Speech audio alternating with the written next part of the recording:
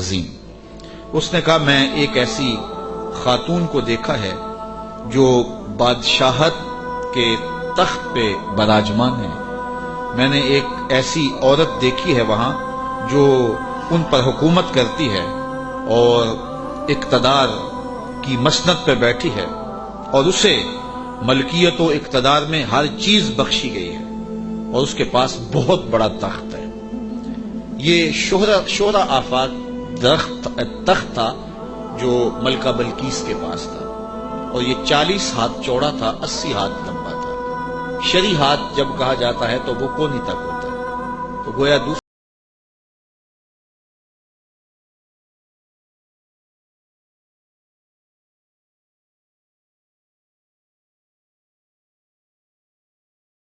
چاندی اور قیمتی دھاتوں کا بنا تھا، اور 7 منزلیں تھیں اس کی، اور قیمتی موتی اس کے اوپر لگے تھے، اور جب وہ اپنا دربار لگاتی تو اس تخت کے اوپر بیٹھتی، اور اس کے 12,000 سردار تھے قوم کے، جن کے تحت فوجیں تھیں، اور ایک مضبوط نظم و نسق تھا، ہر شے، فوجیں، آلات حرب و ضرب، بہت کچھ دیا گیا تھا۔ تو اس بات کی کہانی سنائی اور آگے فرمایا وَجَدْتُهَا وَقَوْمَهَا يَسْجُدُونَ لِلشَّمْسِ مِن دُونِ اللَّهِ، میں نے دیکھا ہے وہ اور اس کی قوم اللہ کے علاوہ سورج کو پوجتی ہے، اللہ کو چھوڑ کر سورج کی پرستش کرتی ہے۔ وَزَيَّنَ لَهُمُ الشَّيْطَانُ أَعْمَالَهُمْ، اور شیطان نے ان کے لیے ان کے اعمال مزین کر دیے ہیں۔ فَصَدَّهُمْ عَنِ السَّبِيلِ، اور شیطان نے ان کو راہ حق سے، راہ توحید سے روک دیا ہے۔ فَهُمْ لَا يَهْتَدُونَ، اور وہ ہدایت نہیں پا رہے۔ اللہ یسجد للہ الذی یخرج الخبأ فی السماوات والارض ویعلم ما تخفون وما تعلنون۔ اللہ اکبر، اس لیے روکے گئے ہیں کہ وہ اللہ کے حضور سجدہ ریز نہ ہوں، جو آسمانوں اور زمینوں میں پوشیدہ حقائق اور موجودات کو باہر نکالتا ہے، یعنی ظاہر کرتا ہے، اور ویعلم ما تخفون، اور جو تم ظاہر کرتے ہو، جو تم چھپاتے ہو، وما تعلنون، اور جو تم ظاہر کرتے ہو، جو تم چھپاتے ہو، وہ سب کو جانتا ہے، اس کی نظر میں کوئی پوشیدہ نہیں ہے۔ اللہ لا الہ الا هو رب العرش العظیم، اللہ کے سوا کوئی عبادت کے لائق نہیں، وہی عظیم تخت اقتدار کا مالک ہے۔ ملکہ بلقیس کا تخت کیا ہے؟ تخت تو میرے رب کا ہے، عرش تو اس کا ہے، تو اس نے یہ بات کہی۔ حضرت سلیمان نے ہدہد سے کہا کالا سننظر اصدقت ام کنت من الکاذبین، کہا کہ ہم ابھی دیکھتے ہیں کہ تو سچ کہہ رہا ہے یا جھوٹ بول رہا ہے۔ کالا سننظر اصدقت ام کنت من الکاذبین، تو سچا ہے یا جھوٹا ہے۔ اذهب بکتابی ھذا فالق الیہم ثم تولى عنہم فانظر ماذا یرجعون، آپ نے خط لکھا اور ہدہد کو دیا، کہا اس کو لے جاؤ اور یہ خط ان کی طرف ڈال دو، اور اس کے بعد ان کے پاس سے ہٹ جاؤ، پھر دیکھ کہ وہ کس بات کی طرف رجوع کرتے ہیں۔ اس خط کے اوپر حضرت سلیمان علیہ السلام نے تحریر کی، ہدہد کے سپرد کیا۔ 1 مہینے کی مسافت پر تھا یہ ملک سبا حضرت سلیمان علیہ السلام کے ملک شام سے، 1 مہینہ جاتے ہوئے لگتا تھا، 1 مہینہ آتے ہوئے لگتا تھا۔ کہ یہ خط لے جاؤ میرا اور ملک سبا میں جاؤ اور ملکہ بلقیس کو دے آؤ، اور پھر دیکھو کہ وہ کیا کہتے ہیں۔ ہدہد نے خط پکڑا، بادشاہ تخت پہ بیٹھی تھی، اس نے جا کے خط پھینک دیا۔ جب ملکہ نے خط پکڑا اور اس کو کھولا اور پڑھا، نبی کی جلالت تھی، کیونکہ صرف بادشاہ نہیں تھے، نبی بھی تھے، تو کہتے اس کا وجود کانپنے لگا، اور اس نے اپنی قوم کے سرداروں کو کہا کہ قالت یا ایھا الملأ انی القی الی کتاب کریم، اے میری قوم کے سرداروں، میری طرف ایک عزت والا خط ڈالا گیا ہے۔ علماء تفسیر نے لکھا ہے کہ یہ لفظ ہی اس کے لیے بہتری کی ضمانت بن گیا کہ اس نے نبی کے خط کو عزت والا خط کہا۔ بعد میں جو ہوا اور پھر وہ مطیع ہوئی اور اللہ نے اس کے لیے بہتریوں کے دروازے کھولے، وہ اس کی اس تکریم کی وجہ سے۔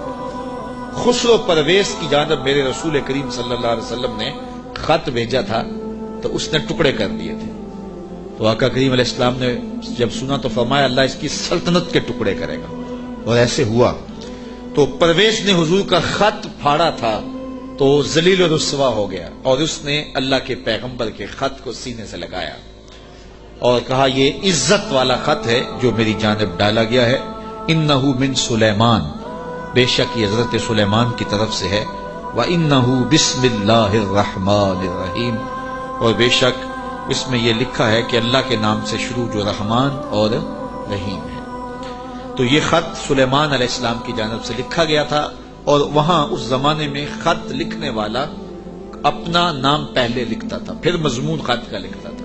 تو آپ نے پہلے کہا انہو من سلیمان وَإِنَّهُ بِسْمِ اللَّهِ الرَّحْمَٰنِ الرَّحِيمِ اللہ تعالیٰ علیہ وَاتُونِی مُسْلِمِین، دو لفظ لکھے۔ آپ نے کہا خط کا مضمون یہ تھا تم مجھ پر سربلندی نہ چاہو، مجھ سے بڑا بننے کی کوشش نہ کرنا، سربلندی نہ چاہو، اور فرما بردار ہو کے میرے پاس حاضر ہو جاؤ۔ بس دو لفظ تھے، حضرت سلیمان کی مہر تھی، اور یہ خط ہدہد نے جا کے ملکہ بلقیس کو دیا۔ اس کا وجود کانپنے لگا، پھر وہ سنبھلی اور اپنے سرداروں سے کہنے لگی، قالت یا ایھا الملؤ،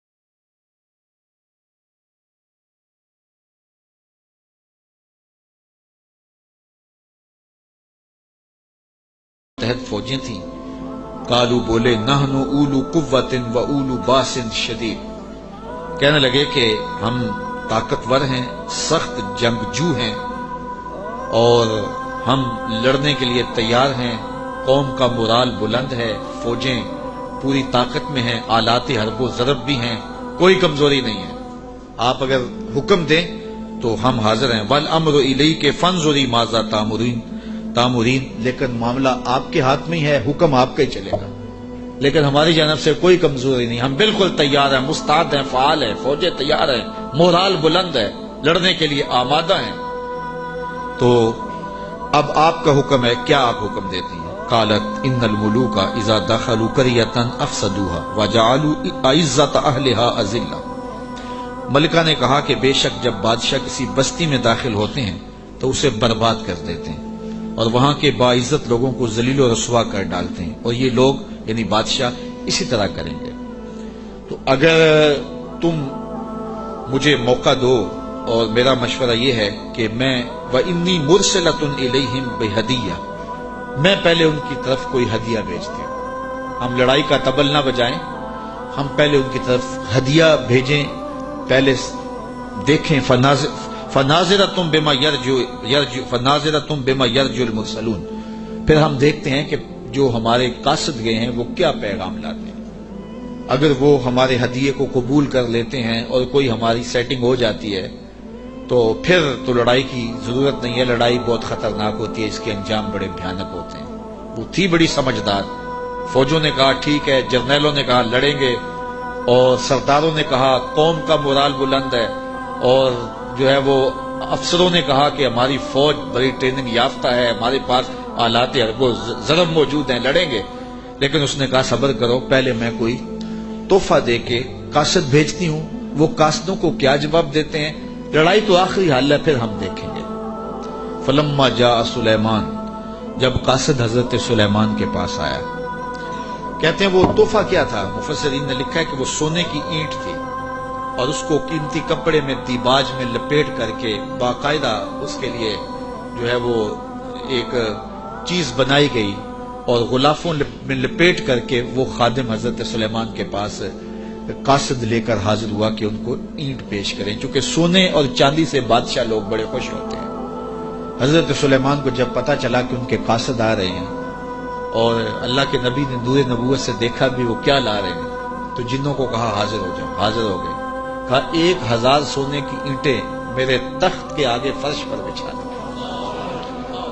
تو جب اینٹیں بچھی ہوئی انہوں نے دیکھی، تو وہ جو تحفہ لے کے آئے تھے سنبھال کے ایک اینٹ، انہوں نے دیکھا کہ وہ اینٹیں تو قدموں میں پڑی ہوئی، تو اب وہ تحفہ دیتے ہوئے شرم محسوس کرنے لگے، کیا دے، الٹے بانس بریلی کو، یہاں تو اینٹیں قدموں میں پڑی ہوئی ہیں۔ علاؤالدین خلجی ساری زندگی تڑپتا رہا کہ حضرت خواجہ نظام الدین اولیاء کی بارگاہ میں حاضری دوں۔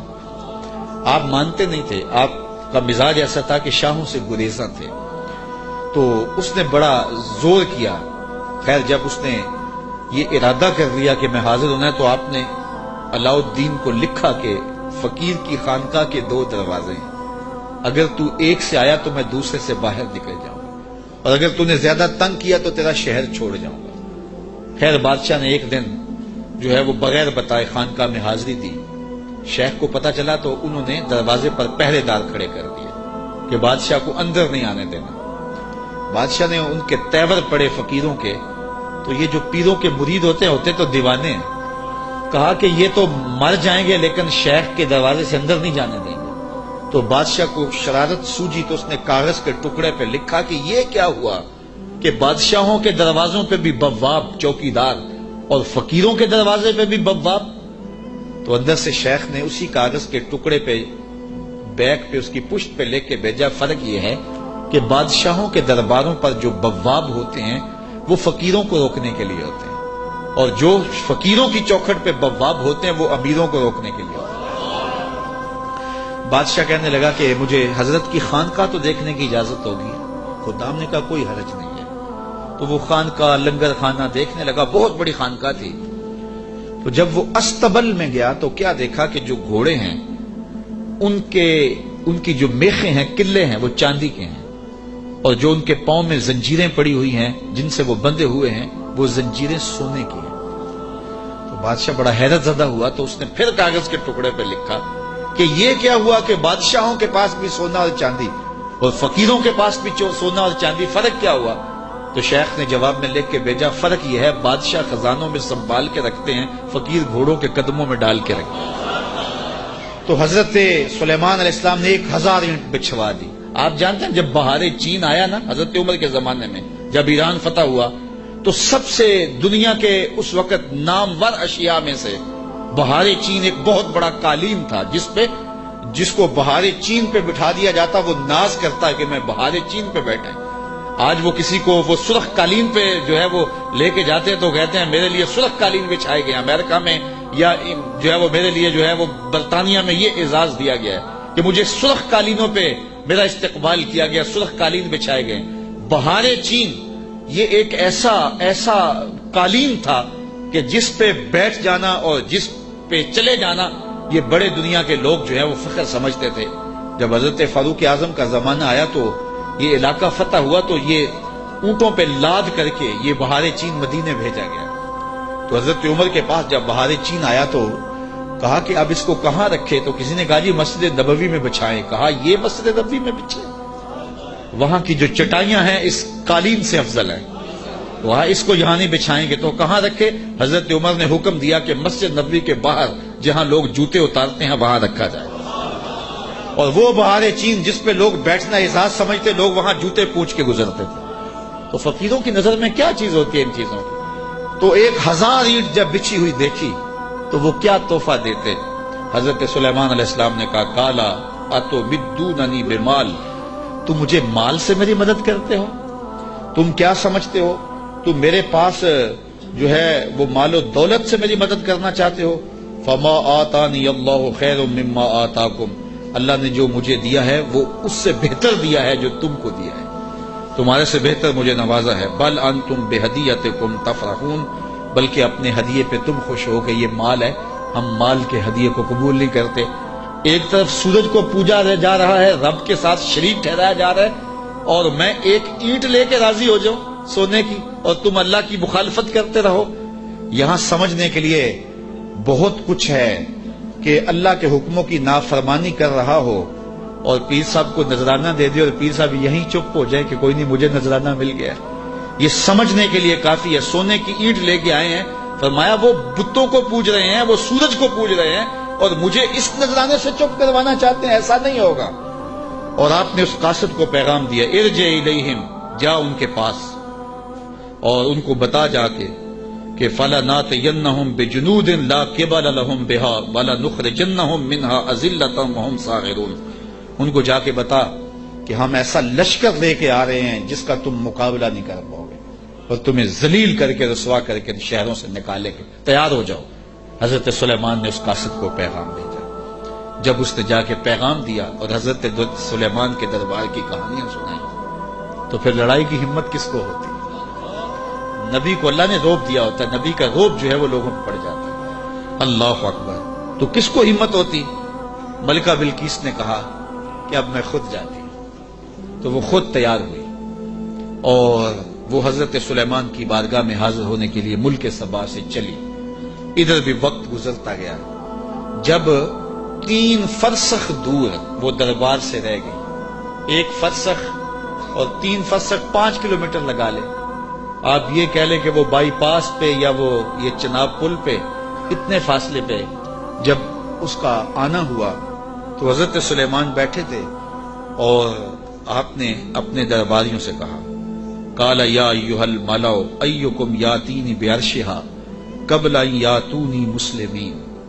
دربار لگا تھا، جن بھی بیٹھے تھے، انسان بھی بیٹھے تھے، پرندے بھی تھے۔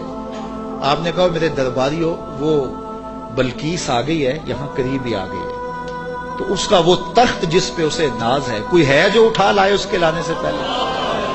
کیسی شان حضرت سلیمان کی، وہ بائی پاس پہ آ گئی اور تخت 1 مہینہ جاتے ہوئے لگتا ہے، 1 مہینہ آتے ہوئے لگتا ہے۔ یہ طاقتیں ہیں اللہ کے بندوں کی، اللہ اکبر۔ تو کہا وہ تو ادھر آ گئی ہے، تو کوئی ہے جو اس کا تخت جا کے جلدی جلدی اٹھا لائے؟ تو جب آپ نے یہ بات کہی تو ایک جن اٹھا، قال عفریت من الجن انا آتی کا بہ، ایک جن کہنے لگا حضرت میں لاتا ہوں۔ کب لاؤ گے؟ قبل ان تقوم من مقامک، آپ کی مجلس ختم ہونے سے پہلے پہلے حاضر کر دیتا ہوں۔ اور مجلس ختم ہوتی تھی زوال کے وقت، دوپہر کے وقت، صبح شروع ہوتی اور دوپہر کو ختم ہو جاتی، تو کچہری لگی تھی، کہا کچہری ختم ہونے سے پہلے پہلے میں لے آتا ہوں۔ وَإِنِّي عَلَيْهِ لَقَوِيٌّ أَمِينٌ، طاقتور بھی ہوں، لے بھی آؤں گا اور امین بھی ہوں، کوئی ایک موتی بھی ضائع نہیں ہوگا، تو تخت میں لے کے آتا ہوں۔ اور 1 مہینہ میں نے عرض کیا جاتے ہوئے لگتا ہے، 1 مہینہ کئی ہاتھ موٹا تھا، 7 منزلیں تھی، 40 ہاتھ چوڑا تھا، 80 ہاتھ لمبا تھا، سونے اور چاندی اور قیمتی جواہر سے مرصع تھا، اور 7 کوٹریوں میں مکفل تھا، تالے لگے تھے، پہرے دار کھڑے تھے، جیب میں ڈال کے بھی لانا ہو پھر بھی 2 مہینے چاہیے۔ اور اس تخت کو لانے کا کہا دوپہر تک لے آتا ہوں۔ بڑی بات تھی نا، حضرت سلیمان خوش ہو جاتے کہ بڑی بات ہے، تو میں نہیں، مجھے اس سے بھی پہلے چاہیے۔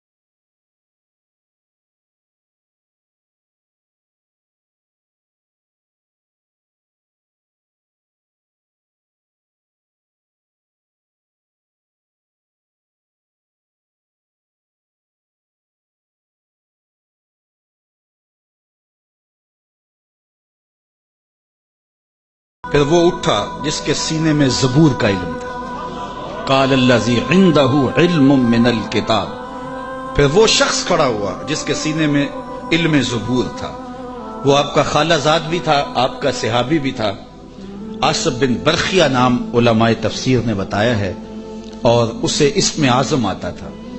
وہ کھڑا ہو گیا، اس نے کہا انا آتی کا بہی، حضرت میں لے آتا ہوں۔ کہا کب لاؤ گے؟ وہ تو دوپہر تک کا وقت دے رہے، تم کب لاؤ گے؟ تو سنو اس نے کیا کہا، بولا قبل ان یرتد الیک طرفک، حضور آپ آنکھ بعد میں جھپکیں گے، تخت پہلے پڑا ہو، آپ آنکھ بعد میں جھپکیں گے، تخت پہلے پڑا ہوگا۔ اللہ اکبر۔ فلما رآہ مستقرا عندہ قال ھذا من فضل ربی، حضرت سلیمان نے بھی آنکھ جھپکی نہیں تھی، تخت سامنے پڑا ہوا۔ حضرت سلیمان بے ساختہ پکار اٹھے، یہ میرے رب کا فضل ہے جس نے میرے امتی کو یہ طاقت دی۔ یار بنی اسرائیل کے نبی کے امتی کی یہ شان، تو بنی اسرائیل کے یہ نبی مقتدی بن کے جس کے امام کے پیچھے کھڑے تھے مسجد اقصی میں، اس امام کی شان کا عالم کیا ہو؟ یہ شان ہے خدمت گاروں کی، سرکار کا عالم۔ کہا میں لاتا ہوں، اور اس کے آنے سے پہلے کیا حضرت آنکھ جھپکنے سے پہلے حاضر کر دو، اور حضرت سلیمان نے ابھی آنکھ جھپکی نہیں، تخت سامنے پڑا ہوا تھا، اللہ اکبر، لیبلونی ااشکر ام اکفر، کہا کہ میرے رب نے مجھے آزمایا ہے، میرا رب مجھے پرکھتا ہے کہ میں اس کا شکر کرتا ہوں یا کفران کرتا ہوں یا انکار کرتا ہوں۔ اللہ اکبر۔ فرمایا ومن شکر فانما یشکر لنفسہ، جو شکر کرتا ہے وہ اپنے لیے ہی شکر کرتا ہے، اللہ کا کیا فائدہ کرے گا، اپنا ہی فائدہ ہوگا۔ تو میں اس کا شکر کرتا ہوں جس نے میرے ایک امتی کو یہ طاقت عطا کی، یہ شان عطا کی۔ یار جب بنی اسرائیل کے ایک ولی کی یہ شان ہے تو اس امت کے اولیاء کی شان کا عالم کیا ہوگا۔ صرف ایک واقعہ، شہر بخارا میں، شہر کابل میں حضرت امام شاہ نقشبند بخاری علیہ رحمہ تشریف لائے تو لوگوں کا ہجوم ہو گیا۔ بادشاہ وقت کی لونڈی وہاں سے گزرتے ہوئے رکی تو لوگوں کا ہجوم دیکھا، کہا ماجرا کیا ہے؟ کہا بخارے والے پیر آئے ہوئے ہیں۔ تو کہا یہ پیر کیا ہوتے ہیں؟ لوگوں نے بتایا یہ اصلاح قلب کرنے والے لوگ ہوتے ہیں، یہ دلوں کے حکیم ہوتے ہیں، ڈاکٹر ہوتے ہیں، اور یہ باطن کی صفائیاں کرنے والے لوگ ہوتے ہیں، اور اللہ نے ان کو تکوینی اور تشریعی طاقتیں بھی عطا کی ہوئی ہوتی ہیں، اور کبھی ایسا ہوتا ہے کہ یہ اوکھے ویلے کام بھی آتے ہیں۔ اس نے سوچا کہ شیخ سے نسبت قائم کر لینے میں کوئی حرج نہیں ہے، تو اس نے حضرت شاہ نقشبند بخاری کی بیعت کر لی۔ چلو پیر تو کوئی ہونا چاہیے، تو انہوں نے ان سے بیعت کر لی۔ شیخ نے جو وظائف بتائے اور تلقین کی، ذکر کی اور اچھائی کی طرف سبق دیے، تو صالحہ تو وہ پہلے ہی تھی لیکن مزید رنگ چڑھ گیا۔ تو بادشاہ جب اس کی خدمت کو دیکھا تو بڑا خوش ہوا۔ جو باقی لونڈیاں تھیں وہ حسد کرنے لگی۔ ایک دن انہوں نے بادشاہ کے دربار سے، بادشاہ کے گھر سے چوری کر کے زیور ایسی جگہ پہ چھپا دیے اور اس پہ الزام لگا دیا اور پھر برآمد بھی اس سے کروا دیے۔ بادشاہ کو بڑا غصہ آیا کہ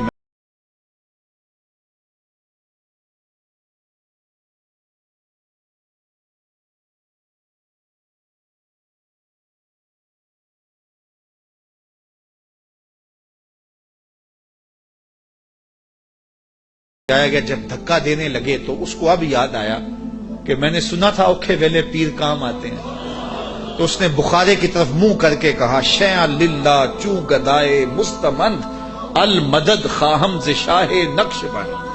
سنا ہے اوکھے ویلے پیر کام آتے ہیں، اس سے اوکھا ویلا میرے پہ تو نہیں آ سکتا۔ یہ اس نے کہا تو پیچھے جلاد نے دھکا دے دیا۔ جب نیچے آئی تو حضرت شاہ نقشبند بخاری کا دامن پھیلا ہوا تھا۔ آپ نے آرام سے پکڑ کے نیچے رکھ دیا تو اس نے حیرت سے پوچھا حضرت آپ کب آئے ہیں؟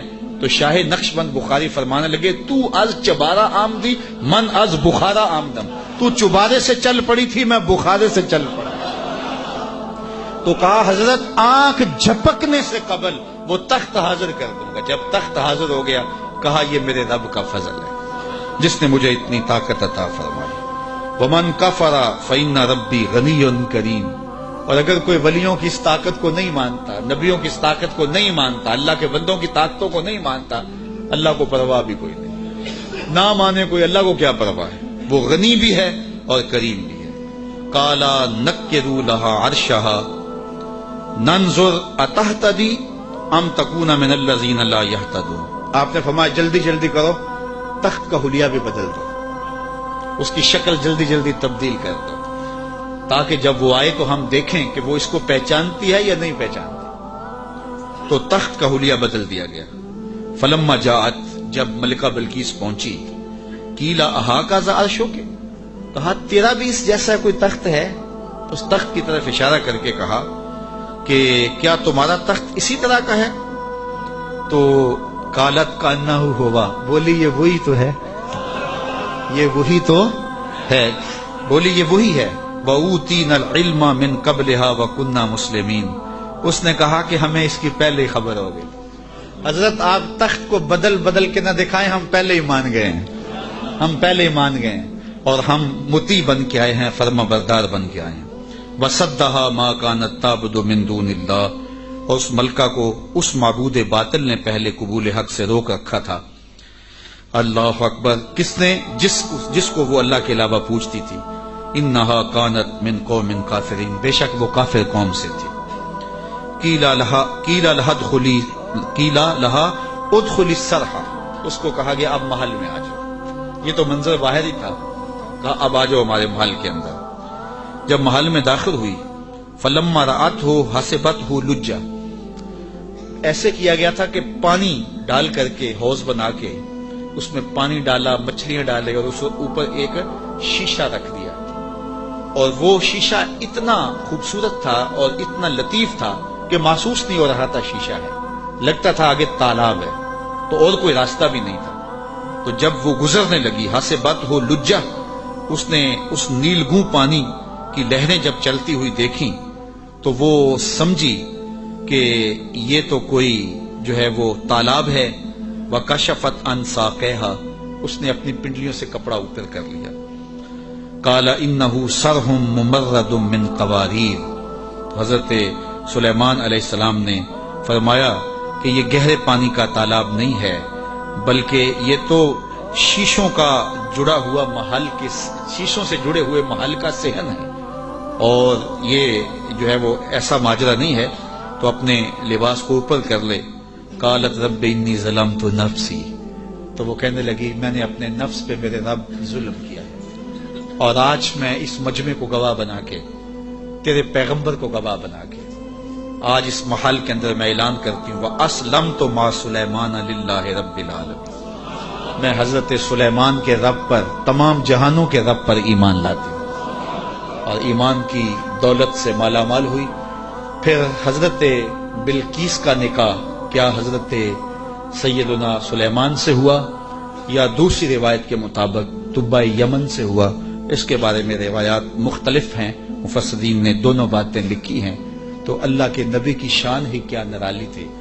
कुरान मजीद हम पढ़ते जाएं तो बातन में रोशनी होती जाती है। मेरा जी चाहता है कि ये मुझे 8-9 साल तो हो गए यहाँ आते हुए, लेकिन मेरा ख्याल है कोई एक सूरत भी पूरी नहीं हुई होगी। तो हमने ये चाहा है कि एक मर्तबा इतना वक्त हम निकालें कि पूरा कुरान मजीद पढ़ लें। तो 26, 27, 28, 29 फरवरी इसी महीने की जुमातुल मुबारक को नमाज असर से लेकर के पीर को नमाज शाह के बाद तक इंशाल्लाह हमारी कोशिश होगी इन 4 दिनों के अंदर पूरा कुरान मजीद एक दफा इसका दौरा हो जाए।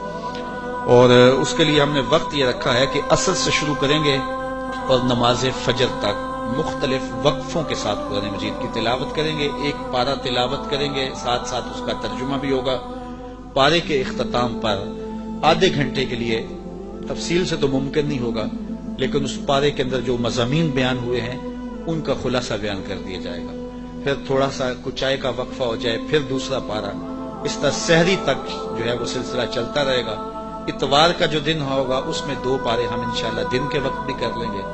तो इंशाल्लाह पीर को किसी वक्त रात को ये जो है वो पूरा कुरान मजीद का दौरा इख्तिताम पजीर होगा। तो जिंदगी में हमें एक मरतबा तो ये मौका हासिल नसीब हुआ है, तो इससे फायदा हासिल कर लेना चाहिए। तो अगर आपके पास फुर्सत हो तो गुजरावाला मरकज गुजरात से कोई दूर नहीं है, आधे घंटे का रास्ता है।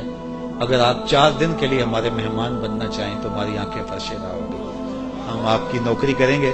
और अगर आप रोजाना की बुनियाद पर जाना चाहें तो आप जो है असर से आधा घंटा चलें तो असर की नमाज उधर पढ़ लेंगे, और फजर के वक्त आप नाश्ता करके आ जाएं तो सीधा काम पे भी आ सकते हैं, और रात को 1 आध घंटा सोने का भी मिल जाएगा, और बाकी दिन को भी आप वक्त निकाल सकते हैं। तो ये 4 दिन का है, जुमा, हफ्ता, इतवार और पीर, 3 दिन और 4 रातें। तो इसमें दिन तो एक ही है, 2 दिन को हफ्ता और पीर को छुट्टी है, तो इतवार को दिन की भी नशिस्त होगी।